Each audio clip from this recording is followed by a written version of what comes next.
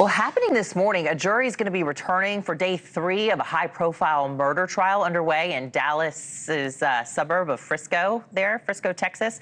Karmelo Anthony is accused in the fatal stabbing of 17-year-old Austin Metcalf at a high school track meet. The 19-year-old has pleaded not guilty, and News Nation's Leah Lando is here now. You can get us up to speed on everything that jurors have heard and what we can expect. Of course, this is a very racially charged story. Right, and very emotional day in court, as you can imagine. Jurors expected back in court this morning as testimony resumes in the murder trial of Karmelo Anthony. Friday, jurors heard emotional testimony from first responders, police, and witnesses who were at the track meet where prosecutors say Anthony fatally stabbed 17-year-old Austin Metcalf. Investigators say the two teens went to different schools. They didn't know each other before this incident. Prosecutors say that happened under a team tent when Anthony stabbed Metcalf in the chest. Metcalf later dying at the hospital. Anthony was arrested and charged with murder. A Memorial High School track coach testifying that a team tent serves as a school's designated area during competition, so they compared it to a team bench in other sports. And he told jurors, quote, "You just don't go into someone else's tent uninvited." A Frisco firefighter paramedic testifying that when he arrived, Metcalf had no pulse and appeared gray. Jurors also watching body cam video from school resource officers who responded to the scene that day. And one officer testifying that after Anthony was taken into custody, he heard him say, quote, "I'm not alleged. I did it." In another video, Anthony can be heard saying, "He put his hands on me. I told him, don't put his hands on me." Boy, oh boy, oh boy, oh boy, oh boy. So we got to talk about some new bombshell, devastating student witness testimony during the Karmelo Anthony trial. I'm telling you guys, it is getting worse and worse and worse and worse and worse for Karmelo. I am pretty damn sure he's going to get convicted of murder. Not just manslaughter, but murder, okay? Unless the defense can come up with something, right? Because I'm telling you, the witness testimony is not matching what the pro-blackity Karmelo Anthony supporters have went on the internet and lied about in regards to what happened that day, okay? These people continuously falsely claim that Austin Metcalf was bullying Karmelo. In fact, Karmelo was actively being jumped by the Metcalf brothers, right? In fact, he was being jumped by everybody there, right? He was being jumped.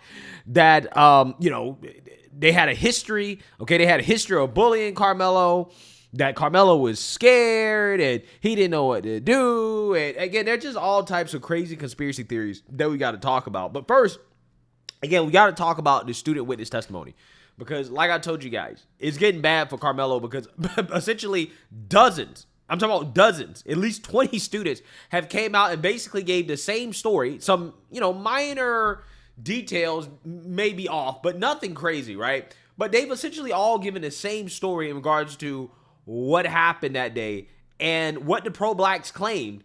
At least at this point, no witnesses during the trial have said anything close to that. And they're basically all saying that they do not believe that this was self-defense. In fact, Karmelo was the aggressor. Take a look.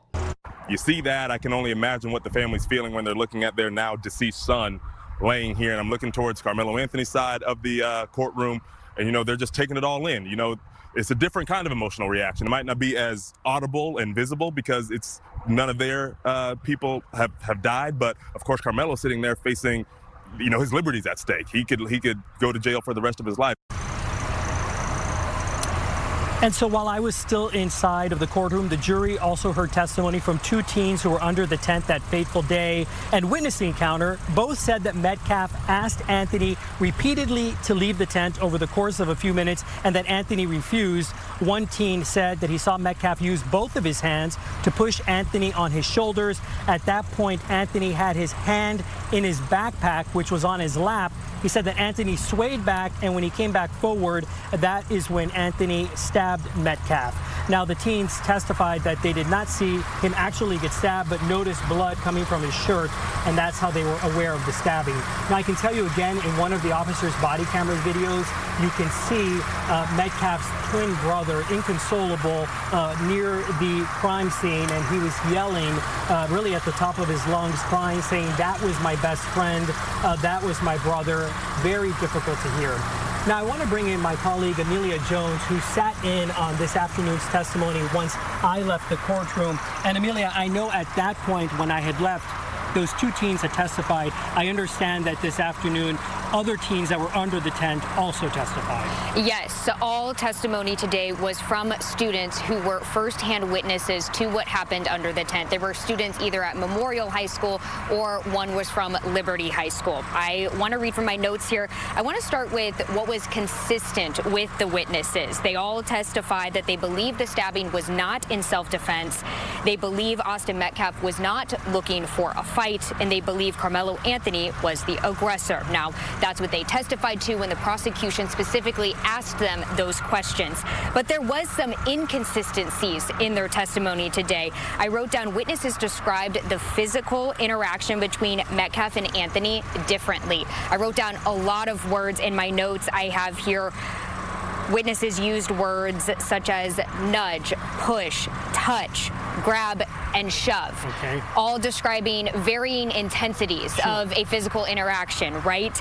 They also, yes, differed on how hard Metcalf physically touched Anthony during that altercation. I wrote down that I think it'll be interesting to see how the jury really processes that and how they understand and believe the interaction went down from the testimony that was presented. Now, of course, we have to hear the defense's witnesses, right? And what those witnesses have to say. So, yeah. So speaking of witnesses, we're going to see if the defense can come up with a witness to say anything even close to what the pro-blacks have lied about on the internet, which is that Karmelo was being actively being jumped and beaten by the Metcalf brothers, right? And that is what justifies self-defense.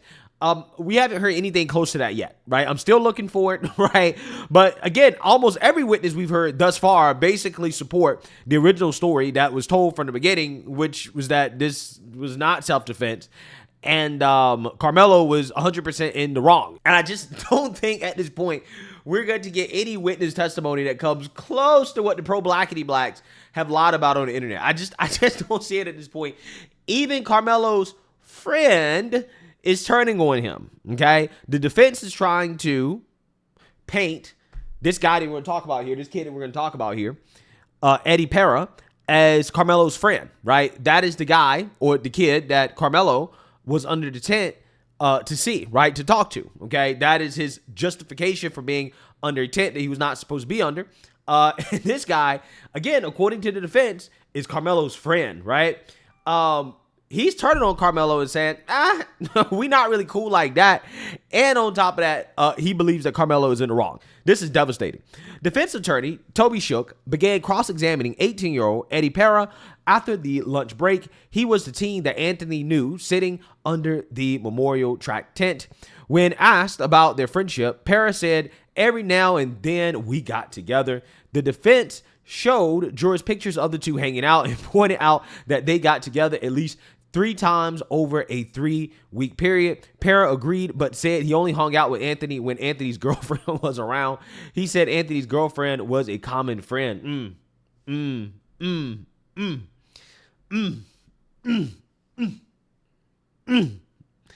Shook asked Parra why he didn't speak up when his teammates were asking Anthony what he was doing under the tent.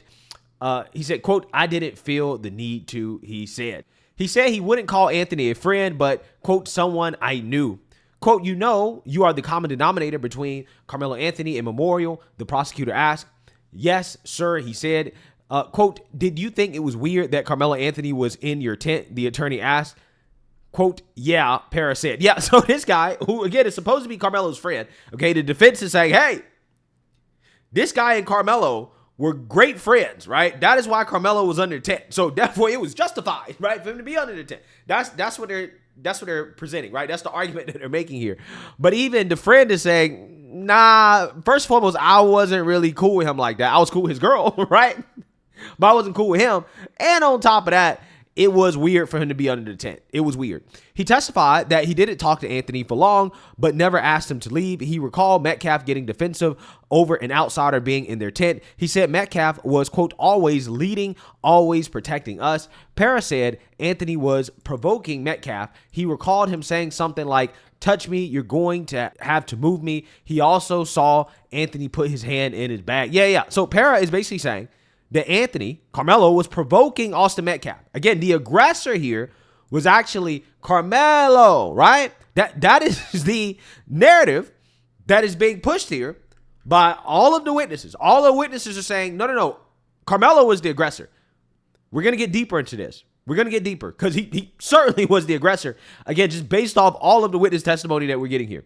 He broke down on the witness stand while testifying about seeing the stabbing. He admitted to being mad at Anthony because of what happened.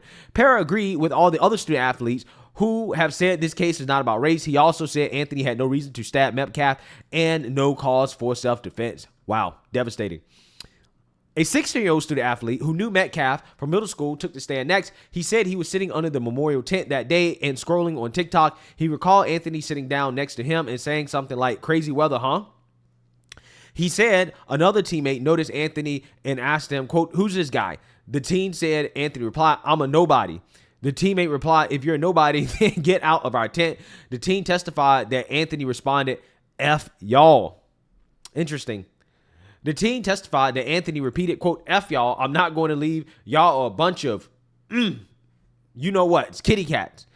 Y'all not going to do anything." He said Anthony also threatened, quote, "Touch me and see what happens." Metcalf told him, "I'm not going to fight you." Wow.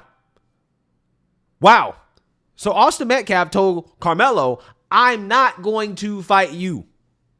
As in, I'm not looking for a fight. I'm not going to hurt you. I'm not going to harm you. Again, the self-defense claim from Karmelo is it's falling apart. I'm trying to figure out why they didn't take a plea deal at this point, right? This is devastating. This is absolutely devastating. This team, who said it was his first track meet, testified that Metcalf didn't do anything to get stabbed in the chest. On the cross-examination, he admitted that Anthony wasn't yelling or anything like that. The next team to take the stand was 15-year-old from Memorial, who was also on the football and track team. He said Metcalf was like, quote, "a big brother to him. We all told him to leave," the teen said, referring to Anthony. He testified that Anthony got irritated and tried to provoke us as he was asked to leave. He remembered seeing Metcalf falling down the bleachers with blood on his chest. He also said that when the team returned to the bus, everyone was crying. Quote, "We couldn't believe what happened," he said. "Did Karmelo Anthony act in self-defense or commit murder?" The prosecutor asked. "He committed murder," the teen said. Wow. So day 3, devastating for Karmelo. Again, at this point, I thought going into this, I was like, okay, the defense is going to come up with something. They're going to come up with something in order to muddy the waters, to make it a little gray, and they'll land on manslaughter, right? That's what I initially thought going into this. Now I'm almost convinced they're going to get him on murder, right? I mean, you have all the elements, okay? He does not have a valid self-defense claim. Also on top of that, you have intent. Touch me, see what happens. It was totally multiple times, right? Multiple times. Put his hand in the bag, right? Hand in the bag. Touch me, see what happens, okay? Basically like a threat. Also, provocation, okay? So you have all these witnesses saying the same stuff. Some of them somewhat close to Karmelo Anthony. Again, according to the defense, a friend, homeboys, right? But according to the witness, nah, we're not really cool like that. I'm cool with his girl, right? Even that guy is like, nah, Karmelo committed murder, right? Not good. So meanwhile, you have the pro-blackity blacks spreading more conspiracies. And I want to react to it because this level of delusion and lies and conspiracy, like, I honestly, like, stuff like this, in my mind, makes me strongly believe that this should not be allowed, right? Like you just should not be allowed to lie like this and to make stuff up like this. But in the minds of these pro-blacks, okay, who already know deep down that Karmelo is guilty, in order to justify defending him, they have to make this about race, right? And their pea brains cannot comprehend the concept that Karmelo Anthony was in the wrong, right? And that he committed murder and that he does not have any valid, legally valid self-defense claim at this point, okay, based off the evidence. Instead of just going with that and accepting reality, they make up their own reality, right? And stuff like this it should be studied. It really should be. So without further, let's react to Little Willie D here. Tell his followers lies. Anthony case goes into its third day on Monday and revealed that the media has been playing tricks on you. Yeah, fam. Yeah. The media is playing tricks on his audience, not Willie D, who is lying and spreading the conspiracy theories that Karmelo was jumped, right? And all types of other lies. No, it's not him that's playing tricks on the audience. No, it's the media, right? The media, who, at least for the most part, the media that is covering this, they've been truthful, right? About what has happened here, right?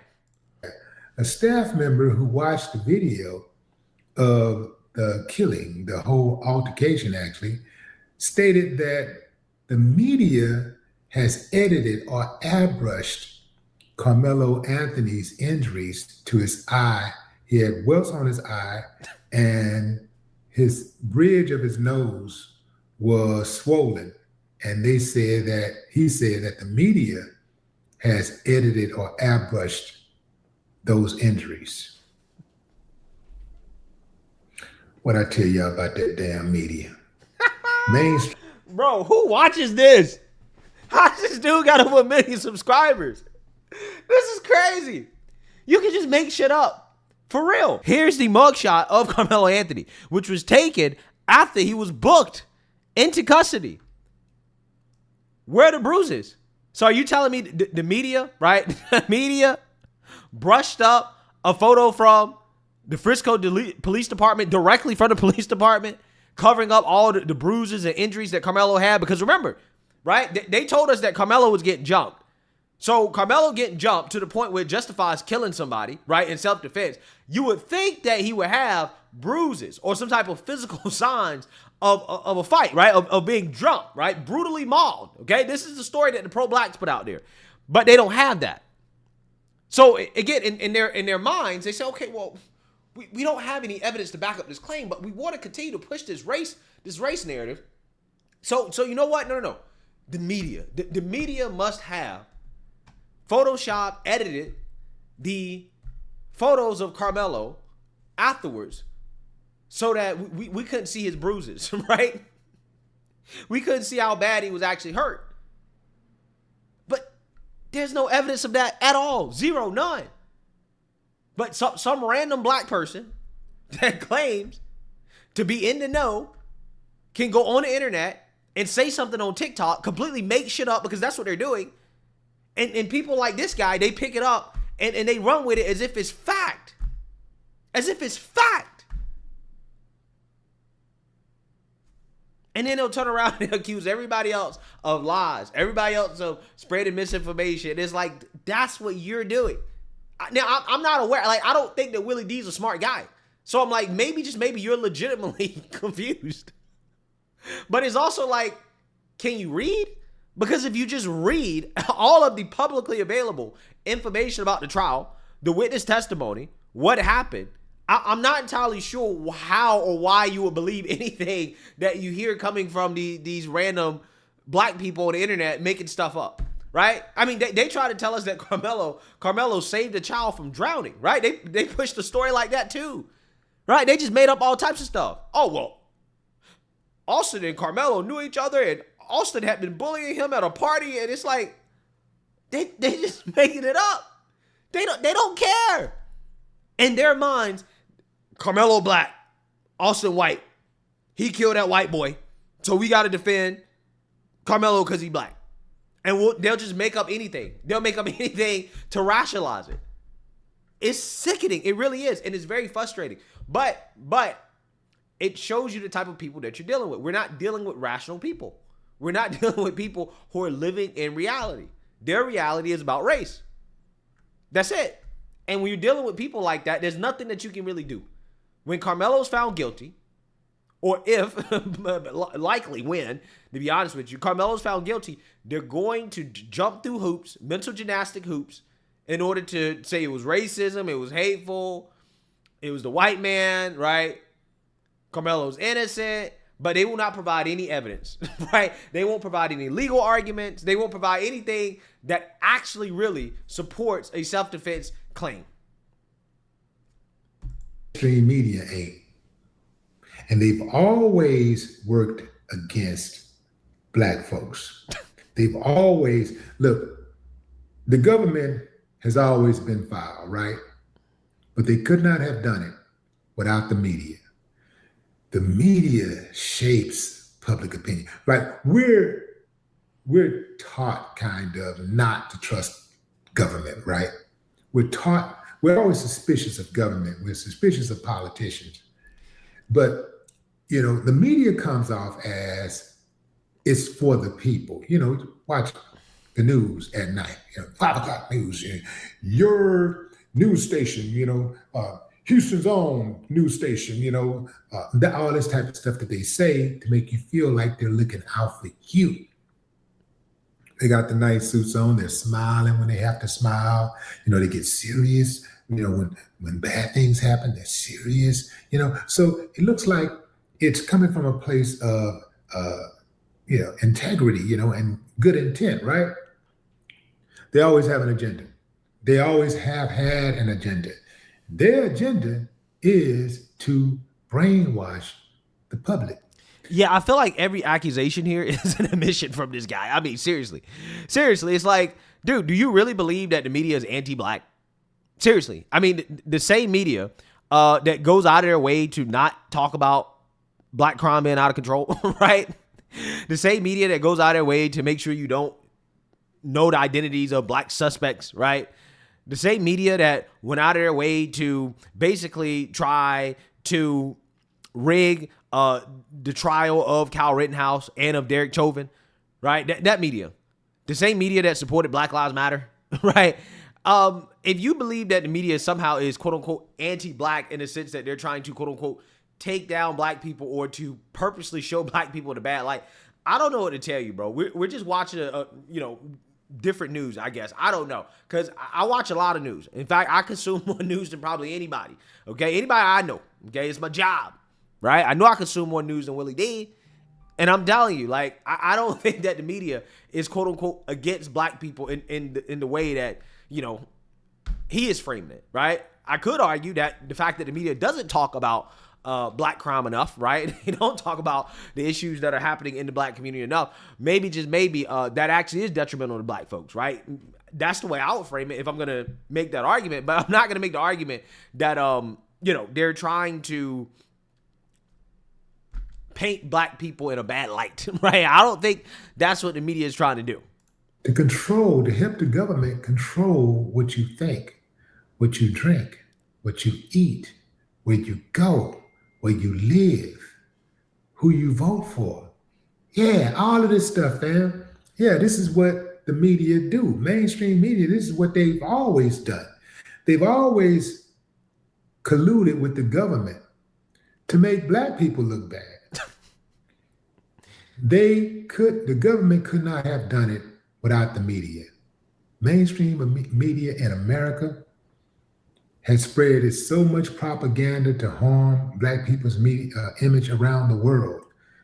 There are people in other parts of the world who have never, ever met a black person before, but they have a bad opinion because of the propaganda that American media spews. No, they have a bad opinion because they see the same thing that everybody else sees, that the media tries not to show people, right? But there's just so much of it, despite the media not trying to show a lot of it, that everybody sees it, right? And that's how they've come to their conclusions about black Americans. This case is one of those cases where I do think that the algorithm is going to it's going to have a lot to do with the outcome.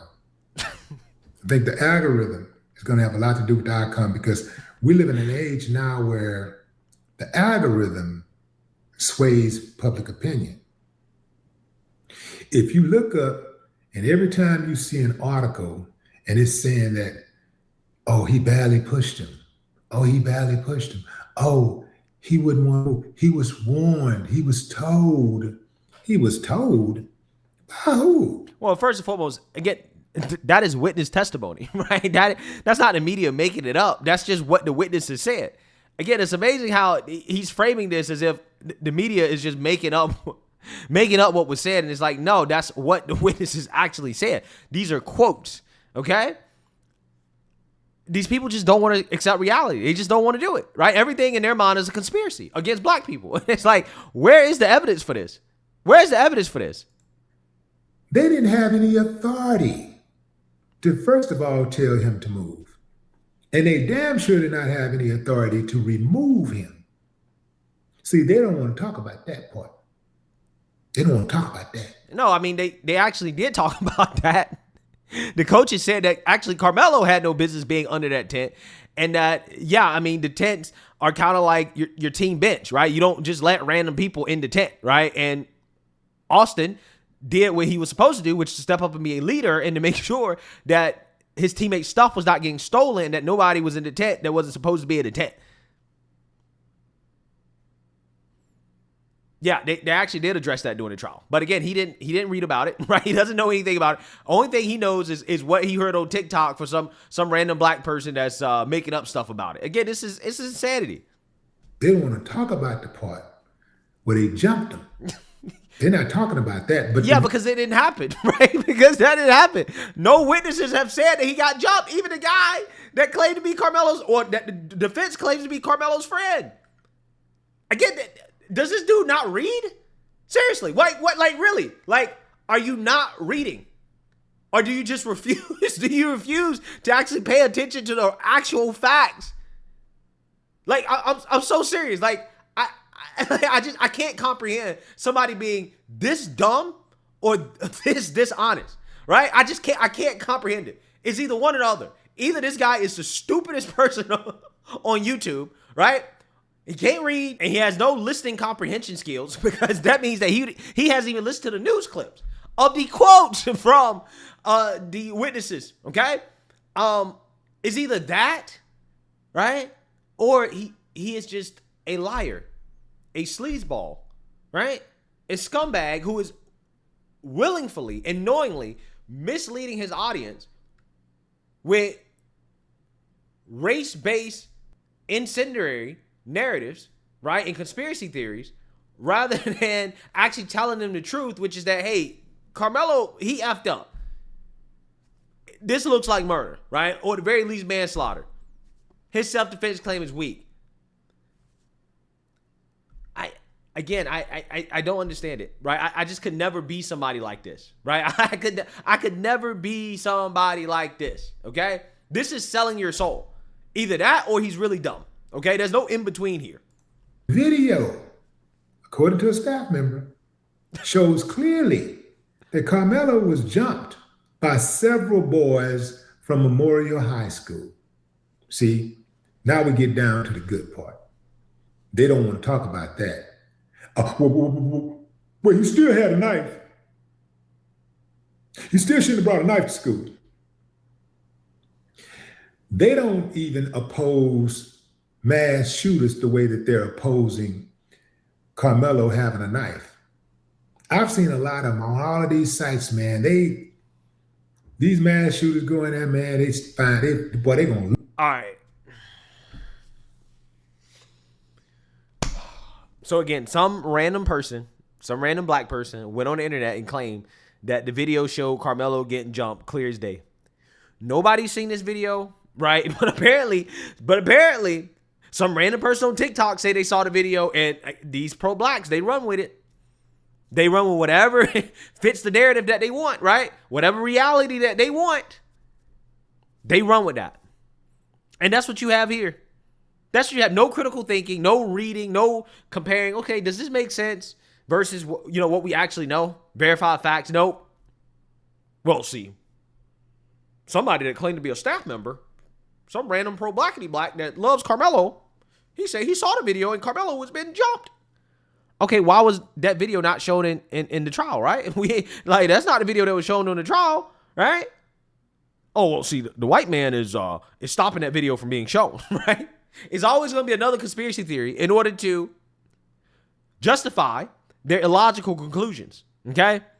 So again, these are the type of people that we're dealing with, and the unfortunate reality is that there's nothing that you can do to get through to these people. They've convinced themselves that the white man is out to get them, and that everything that happens to them is a result of racism, hate, and bigotry, and it has nothing to do with their own actions that they feel like they should not be held accountable for, even if it results in a teenager losing their life, even if it's murder, right?